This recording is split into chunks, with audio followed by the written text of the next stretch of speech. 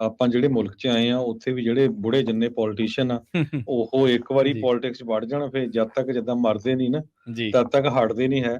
ਹੂੰ ਹੁਣ ਅਮਰੀਕਾ ਦੇ ਵਿੱਚ ਵੀ ਇਹੀ ਹਾਲ ਹੋਇਆ। ਇੱਕ ਜੀ ਪਾਸੇ ਤਾਂ ਕੈਲੀਫੋਰਨੀਆ ਦੀ ਸੈਨੇਟਰ ਡਾਇਨ ਫਾਈਨਸਟਾਈਨ ਇੰਨੀ ਬੁੱਢੀ ਹੋਈ ਆ, ਜੀ ਤੇ ਉਹਨੂੰ ਪਤਾ ਨਹੀਂ ਲੱਗਦਾ, ਤੇ ਬਿੱਲ ਜਿਹੜੇ ਆਉਂਦੇ ਉਹਨਾਂ 'ਚ ਕੀ ਕਰਨਾ ਹੈ। ਈਵਨ ਉਹਦਾ ਸਟਾਫ ਵੀ ਬੜਾ ਸਰਪ੍ਰਾਈਜ਼ ਆ। ਦੂਸਰੇ ਪਾਸੇ ਸਾਡੇ ਪ੍ਰੈਜ਼ੀਡੈਂਟ ਵੀ ਕਈ ਵਾਰੀ ਭੁੱਲ ਜਾਂਦੇ ਆ। ਜੋ ਬਾਈਡਨ ਹੁਣੀ ਕਿਤੇ ਹਜੇ ਪਰਸੋਂ ਦੀ ਗੱਲ ਆ, ਅਵਾਰਡ ਦੇਣ ਗਏ ਸੀਗੇ ਨਵੇਂ ਕੈਡਿਟਸ ਨੂੰ, ਤੇ ਉਹ ਅਵਾਰਡ ਦਿੱਤਿਆਂ ਤੋਂ ਪਹਿਲਾਂ ਹੀ ਤੁਰ ਪਏ। ਤੇ ਇਹ ਤੋਂ ਬਿਨਾਂ ਫਿਰ ਰਿਪਬਲਿਕਨ ਪਾਰਟੀ ਵੱਲ ਵੀ ਆ ਜਾਈਏ, ਮਿਚ ਮਕੌਨਲ ਉਹ ਖੜੇ ਖੜੇ ਖੜੇ ਹੀ ਬੋਲਦੇ ਇੱਕਦਮ ਜਾਮ ਹੋ ਗਏ ਹਨਾ। ਜੀ ਸੋ ਹੁਣ ਨੈਂਸੀ ਪਲੋਸੀ 83 ਸਾਲਾਂ ਦੀ ਹੋ ਗਈ, ਜੀ ਜਿਨ ਸਭ ਤੋਂ ਜ਼ਿਆਦਾ ਜਿਹੜਾ ਭੱਠਾ ਆ ਸੈਨ ਫਰਾਂਸਿਸਕੋ ਦਾ ਬਿਠਾ ਲਿਆ। ਹੂੰ ਸੈਨ ਫਰਾਂਸਿਸਕੋ ਤੋਂ ਬਾਅਦ ਫਿਰ ਜਿੱਥੇ ਵੀ ਗਈ ਆ, ਤੁਹਾਨੂੰ ਪਤਾ ਹੀ ਆ ਵੀ ਅੱਜ ਦੀ ਸਿਚੁਏਸ਼ਨ ਦੇ ਵਿੱਚ ਸੈਨ ਫਰਾਂਸਿਸਕੋ ਕੀ ਆ।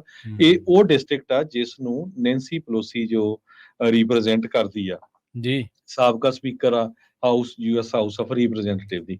ਉਹਨਾਂ ਨੇ ਅੱਜ ਅਨਾਉਂਸ ਕੀਤਾ ਆ ਵੀ ਇੱਕ ਵਾਰੀ ਫਿਰ ਉਹ ਜਿਹੜੀ ਨੈਕਸਟ ਈਅਰ ਇਲੈਕਸ਼ਨ ਆ ਉਹ ਰਨ ਕਰਨ ਜਾ ਰਹੇ ਆ।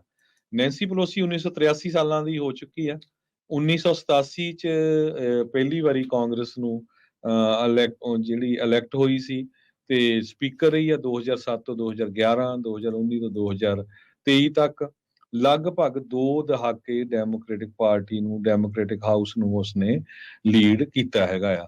ਹੁਣ ਉਹਨਾਂ ਦੀ ਜਿਹੜੀ ਇੱਕ ਵਾਰੀ ਫੇਰ ਇਲੈਕਸ਼ਨ ਰਨ ਕਰਨ ਨੂੰ ਜਿਹੜੀ ਡਿਬੇਟ ਆ ਯੂਐਸਏ ਦੇ ਵਿੱਚ ਬਹੁਤ ਕਹਿੰਦੇ ਤੇਜ਼ ਹੋ ਗਈ ਆ ਵੀ ਯਾਰ ਇਹ ਕੀ ਗੱਲ ਆ ਵੀ ਇੰਨੇ ਜਿਹੜੇ ਬਜ਼ੁਰਗ ਬੰਦੇ ਆ ਉਹ ਕਿਉਂ ਬਾਰ-ਬਾਰ ਜਿਹੜੀ ਆ ਇਲੈਕਸ਼ਨ ਰਨ ਕਰ ਰਹੇ ਹੈਗੇ, ਤੇ ਜਿਹੜੀ ਯੰਗ ਜਨਰੇਸ਼ਨ ਆ ਉਹਨੂੰ ਅੱਗੇ ਆਉਣ ਨਹੀਂ ਦੇਣਾ ਚਾਹੁੰਦੇ ਹੈਗੇ। ਤੇ ਕਿਉਂਕਿ ਨੈਚੁਰਲੀ ਆ ਜਦੋਂ ਬੰਦਾ ਥੋੜਾ ਬਜ਼ੁਰਗ ਹੋ ਜਾਂਦਾ ਤੇ ਫਿਰ ਉਹਦੇ ਚ ਉਹ એનર્ਜੀ ਵੀ ਨਹੀਂ ਰਹਿੰਦੀ ਕੰਮ ਕਰਨ ਦੀ।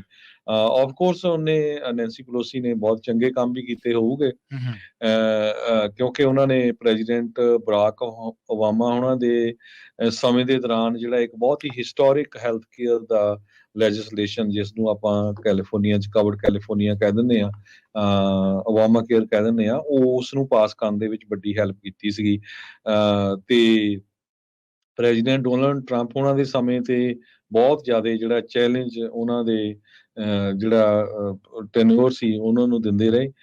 ਪਰ ਹੁਣ ਉਧਰ ਜੋ ਬਾਈਡਨ ਹੁਣੀ 81 ਸਾਲਾਂ ਦੇ ਹੋ ਜਾਣਾ ਆ, ਉਹ ਅਗਲੇ ਸਾਲ ਉਹ ਫੇਰ ਇਲੈਕਸ਼ਨ ਭਾਲ ਰਹੇ ਆ। ਨੈਂਸੀ ਪਲੋਸੀ ਤੋਂ ਬਹੁਤੇ ਲੋਕ ਐਕਸਪੈਕਟ ਨਹੀਂ ਕਰ ਰਹੇ ਸੀ ਵੀ ਸ਼ਾਇਦ ਹੁਣ ਰਿਟਾਇਰਮੈਂਟ ਲੈ ਲੇ, ਪਰ ਅੱਜ ਉਹਨਾਂ ਨੇ ਅਨਾਉਂਸ ਕਰਤਾ ਵੀ ਨਹੀਂ, ਮੈਂ ਦੁਬਾਰਾ ਕੀ ਫੇਰ ਕੈਲੀਫੋਰਨੀਆ ਤੋਂ ਜੋ ਸੈਨ ਫਰਾਂਸਿਸਕੋ ਦਾ ਡਿਸਟ੍ਰਿਕਟ ਹੈਗਾ ਆ, ਉੱਥੋਂ ਫਿਰ ਯੂਐਸ ਕਾਂਗਰਸ ਵੂਮਨ ਦੀ ਇਲੈਕਸ਼ਨ ਲੜਨ ਜਾ ਰਹੀ ਹੈ।